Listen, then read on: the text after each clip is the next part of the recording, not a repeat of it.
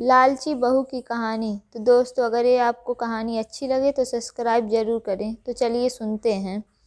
अभय अपने माता पिता के साथ एक छोटे से शहर में रहता था।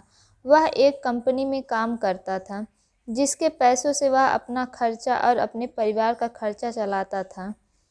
कुछ वर्ष बाद अभय की शादी हो गई। उसकी पत्नी का नाम स्नेहा था। स्नेहा एक बहुत ही लालची किस्म की औरत थी।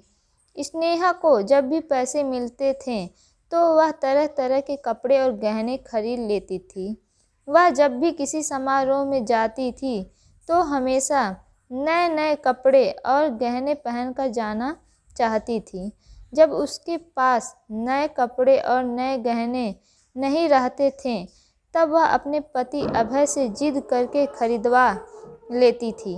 उसकी लालच से उसका पति भी तंग आ गया था।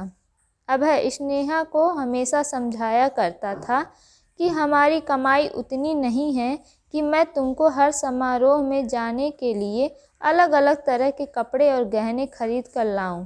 मगर स्नेहा उनकी बातों को मानने के लिए तैयार ही नहीं होती थी। एक दिन जब स्नेहा किसी समारोह में गई थी तब उसकी एक सहेली सुष्मिता उसके घर पर आई। सुष्मिता ने स्नेहा की सास से उसके बारे में पूछा। स्नेहा की सास ने सुष्मिता को सारी कहानी बताई। सुष्मिता ने अब स्नेहा को सबक सिखाने के लिए एक योजना बनाया। वह स्नेहा के घर से सारा राशन लेकर चली गई और राशन के डिब्बों में अपने गहने लाकर भर दी। जब स्नेहा समारोह से वापस आई तब वह किचन के डिब्बों में गहने देखकर बहुत खुश हुई।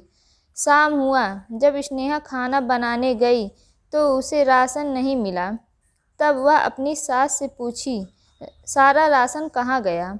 उसकी सास ने जवाब दिया, मैंने सारा राशन और घर का सामान बेचकर तुम्हारे लिए गहने और कपड़े खरीद दिया। तुम बदल बदल कर उसको पहनो। स्नेहा बोली, मगर खाने के बिना मैं गहने और कपड़ों का क्या करूँगी? तभी उसकी सहेली सुष्मिता आई और उसने स्नेहा को सब कुछ बताया कि यह तुमको सबक सिखाने के लिए किया गया था।